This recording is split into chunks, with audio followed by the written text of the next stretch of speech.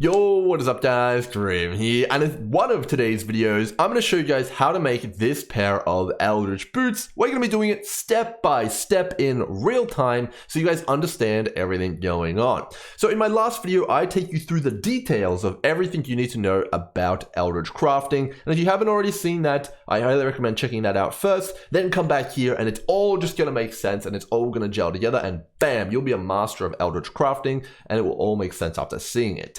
Okay, so obviously I'm not rich enough, unfortunately, to make another pair of these boots right now. But we're going to do the next best thing. We're going to use the Craft of Exile crafting emulator, which uses all of the currencies in game and has all of the same chances and weights to do all of the things in game as well. Just great. Now, there's a few things that I want to point out here, which are confusing a few people in my previous video. So the first thing I wanted to say is that fracturing, I mentioned it in my previous video, but is intended for extremely high budget. I actually wasn't aware, but you cannot imprint fractured items. And if you've watched my previous video, you'll know that that is one of the most critical junctures of crafting these items. And without the ability to go and imprint the items with the Krakic frogs, you're going to have a way harder time crafting the item. And due to the fact that you can't do that, it's going to make it a rich man's game. So overall, even that is out of my price range. So don't worry too much about that and just focus on the core crafting method. So in this video, we're going to go ahead and make these boots now. Let's get into it. So let's dive into the crafting emulator here on Craft of Exile. So we're going to craft some boots. The first thing to do is to identify obviously what item level and what kind of base we're going to need. So on these boots, the important things to look at here are the tier 1 movement speed here, and that is going to require us to have an 86 base at least. Also important on here is the spell suppression, a modifier exclusive to evasion bases. So I'm an armor based character, so I'm going to have to compromise and go for an evasion armor base, which is 86. So let's go ahead and select that and get it ready to craft in the emulator. So we're going to go boots, strength dex, and the best boots to go for are the two-tone boots here. Fantastic. Okay, so we're going to go for 86, and we're going to get started. So here's our boots. Crafting project. Just great. So this is basically equivalent to you going out and buying your base. You can buy this with an enchant on it, no problem, and you can get ready to start crafting. So step 1 of this process is going to be getting the implicit, which you want to be tier 6, or the highest tier. Basically, the pinnacle of the Eldritch modifiers, so the highest level. So in order to do that, I recommended in my video, and I still recommend, starting off with the Ichas or Embers of the 2nd level, so the greater Ichas or Embers, as that's going to give you the best bang for your buck in terms of cost and actually rolling efficiency. So generally it does take quite a few of these, and you can look up the rates yourself, but we're just going to get started. So if you take a look at these boots, the modifier which I valued the most was the avoid ailments, which is now tier 6 on my boots here. So chance to avoid ailments, that is what we're going to be going for here with our first roll. But for you, it might be different. You may want something else, and that is just fine. That was all explained in my previous video. So let's dive in. So we're going to use these Ichas to go for avoid ailments. Not sure how many it's going to take me. I could be here for a little bit, but hopefully you guys are going to stick around. Okay, so this is cold, stun, basically just going to be keeping rolling here. Lots of presences, rallying cry, Warcry speed again. What are the rates? Poisoned, Warcry speed again, life regen, elusive effect, cooldown recovery, inflict ignites. Here we go. Come on. Okay, extra fire, cooldown recovery, avoid elements. There it is. Okay, didn't take too long. So how many did we use there? So we spent 120 C apparently, according to Craft of Exile, to roll our modifier. So I think we got a little unlucky, but anyway, that is what it is. So the next step is going to be to make it a blue item so we can prepare to do the Krakic imprint process. So we're going to use a transmute orb on this, or if you've already got a base with some modifiers on it, you can scour it, no problem. And now our next objective here is to get it ready to be imprinted. So we're going to have to throw something of the opposing faction. So if your item is going to be upgraded to be Eater of Worlds, you're going to throw an Ember on there. But if you're upgrading it with Exarch, you're going to have to throw Ichor on there. So here we're trying to upgrade this modifier, so we're going to need to have the lesser Ember on there to get it ready to be Orb of Conflicted. Okay, so the next thing you would do is, now your base looks like this, you're going to come over here into the menagerie, chuck your boots in here, and then of course get the imprint ready. And what that's going to be is essentially coming over here, grabbing the imprint. So this is essentially you putting your item in and smashing the imprint key in game. So putting your item here, imprint, and then you're going to obviously grab that imprint, giving you an orb, which you'll have in your inventory, which is essentially the save state of your item. And then you're going to grab your orb of conflict and you're going to slam. We actually hit it here, just great. So now we've got the next tier of the Eater of Worlds Void Ailments. So in this case, your imprint wasn't needed. So you can go ahead and sell that for an Orb of Regret if you'd like. But we can now go ahead and do the process again. So we're going to get our Lesser Ember as it consumed that. And then we're going to imprint it once again.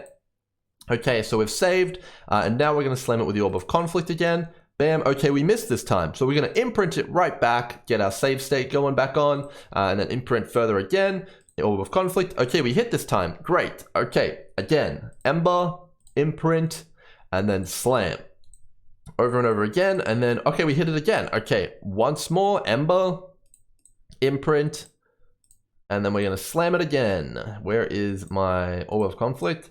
Okay, now we're all the way to the highest tier of Void Ailments, and you're going to do this process with essentially any item, but make sure, as a lot of people in my comment section were trying to understand, this process requires the item to be blue, so you can't start already with a pre-existing crafted item. You need to kind of bring it up from the ground level using this system, otherwise it's going to be way harder to get a modifier to tier 6. On the level of difficulty as getting a fraction modifier to tier 6, in fact. So overall, it is quite a lot easier to kind of bring it up from the base versus fighting an item and rolling them on there. Okay, so the next step is going to be to get our lesser desired modifier here as our other implicit. So in this case, we're looking for movement speed or action speed, which is probably going to be the better one.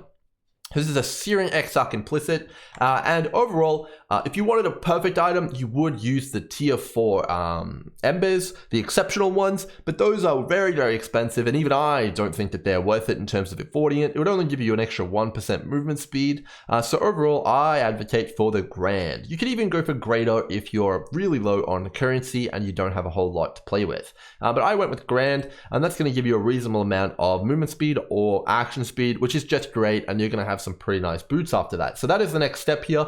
All you have to do is go out and buy some and then slam them on here. So avoid ignite, resistance, totem placement. Okay, what we're looking for here is at least action speed or movement speed. So it's going to be a bit of rolling, but that's always what crafting is, guys, right? It's a bit of RNG. I think the most unlucky I got was needing to roll 200 of the tier 3s when I was rolling my my helmet, and then I think I rolled over it. It was absolutely devastating, but I digress. So we're racking up the currency a little bit here. Definitely recommend going for some cheaper ones if you can't afford it, and maybe taking it a little easy on the Orbs of Conflict. Okay. Oh, that's reduced. Okay, there we go. I'm pretty sure that's the modifier we're looking for, action speed, reduced action speed. So I think that this is essentially going to be, the increase to your action speed overall. So it's like a more multiplier to your speed. So I'm pretty sure that's what we're looking for here. And that's going to be just great. So it's going to be actually better than movement speed, which is really nice. Okay, so our implicits are now done. They are perfect, and we can begin crafting the actual item itself. So what is step number 1? So step number 1 is obviously going to be identifying which of your implicits is dominant. So domination is essentially which of your different Eldritch entity influence is a higher tier. So in our case, Eater of Worlds is the perfect one. It's the highest tier. Even one tier higher is going to make that influence dominant on your item. So for us, it's dominated by the Eater of Worlds, and that is going to change the effects of our Eldritch crafting currencies, and it's going to mean we're going to change our crafting method here. Okay, so obviously Eater of Worlds is dominant, so if we read the Chaos Orb here, if the Searing Exarch is dominant, reroll prefix modifiers. If the Eater of Worlds is dominant, reroll suffix modifiers. So Eater of Worlds is dominant, and we're going to be rerolling those suffix modifiers, so we're going to start with the prefixes and get those locked in and how we want them in order to kind of succeed. Okay, let's jump in. So we're going to be looking for tier 1 life and movement speed here. Okay, so obviously you can kind of get into the really expensive territory, but we're just going to craft some okay boots here. If you want to go insane and get something nuts, you can certainly do so, but we're definitely going to go a little bit on the budget side here. So we're going to use tier 2 essences, and we're going to be rolling for the movement speed here. And we're going to take anything which is 30% movement speed or higher. That is the goal here. So we're going to roll here, and all we're looking for is movement speed as a modifier here, as well as our life, which we are already forcing. That's all we're looking for here. All the other modifiers do not matter. So we've got some rolls here. Suppress. Okay, that'll be injured later. Not too bad. Okay, keep rolling. These essences aren't too expensive. Okay, that movement speed is not quite good enough. Let's keep going. Okay, let's see. Strength. Okay, we got 30% MS. Let's settle for that. Okay, so not too bad. All right, we got what we wanted. We now have the prefixes done and out of the way. Now we can get into some Eldritch crafting on the suffixes. Because we've got Eater of Worlds dominant, we can use the Keosorbs and the Exalt and the Annuls to isolate and only mess with the suffixes, which is exactly what we're looking for here. Okay, so in order to grab what we want here on the suffixes, we're looking for suppression and a reasonable resist. Okay, so that's all we're looking for, any resist and suppression. And then we want to be able to craft the avoid ailments on there as well. So the next step is obviously going to be to pull out your trusty Eldritch Keosorbs. So we're going to grab our Keosorbs here, and we're going to slam a few on the here. So we're looking for the suppression here. Okay, so we hit tier 2 suppression and a massive cold res. That's pretty damn good, not too bad. I think most people would probably consider taking that unless they're on the really high end of things. But we have a pesky regenerate life mod in there as well. That's not too bad of a problem though. We can try and go ahead and gamble that away with an Eldritch Annulment Orb. And we didn't hit it, so we're gonna have to go back to our Chaos Orbs and get crafting again. Okay, so we're definitely we're looking for that suppression. Moving on through here. Not seeing it just yet. Okay, there's tier 1 suppression. That cold res is no good though. So in this case, you could go ahead and really get into some meta crafting, but we're not going to do that. We don't want to ruin our prefixes we already have. But overall, it's probably worth doing it. So we can go and use the Annul Exalt here. So in this case, what I'm thinking is I have tier 1 spell suppression on there. That's a reasonably rare modifier, and I would just love to get any sort of good resist with that. But I have that cold res on there. So I'm going to try and annul off that cold res using an Eldritch Annul. I don't hit it, but if I did, I would have then Annul Exalt until I tried to get a good mod, or I removed the suppression. That would have been what I would have gone for there. So we're going to keep going. We're getting pretty unlucky here, unfortunately, but that's just the nature of crafting. You could get really lucky. So we're going. We're only getting one modifier for some reason here. That's a bit unfortunate. I think it might be bugged actually. Overall that's a bit unlucky. I think it's actually bugged. It's only giving us one mod. Okay, well, tier 2 spell suppression. Let's exalt something on. We got dexterity. Maybe if we Keosorb it now, it'll be fixed. Okay, I think that the craft of exalt thing's a bit bugged, so we're way over budget, but you get the idea. We're looking for some mods here. We're looking for the suppression still, but in game it'll be far easier because you won't have the bug which we just had there, which we burn a bunch of exalts on. Okay, all right, okay. This is good enough. Good enough for the video. Yours won't be bugged. You won't have to worry about that, so don't worry about it. You'll roll the suppression way easier than we did here. All right, so now we have a big resist and suppression. The next step is just to finish it off using a crafted modifier, which I'm pretty sure you can just add using the bench here. So we're looking for ailments. Avoid ailments. Where is it? I'm pretty sure it's here. Avoid, okay, maybe it's the prefix suffixes. It's a suffix. Avoid ailments. Craft it on, and there you go. The boots are done. Of course, you can spend as much time in the essence phase getting the exact mods you want, and as much time in the Eldritch Chaos phase getting the exact suffixes you want. And overall, it's not hard. You can also manipulate this using Ashling. So for example, you could, in theory, grab tier 1 spell suppression, go prefixes cannot be changed, and then Ashling, and you can grab on a big crafted modifier that way as well. There's a lot of options, but what I've displayed in this video is how I made my boots, and it kind of gives you a bit of a crystallization and a contextualization of what is talked about in the previous video. Hopefully you guys, this one helped. It's not the only video I'm doing today. It was kind of just a little bit of a slapdash one in response to people not understanding. Hopefully this made it click for a few people, and overall, make sure your Eldritch Keosorbs aren't bugged on the emulator. But with all that said, guys, hope you guys enjoyed the video and it helped you out. Until next time, cheers.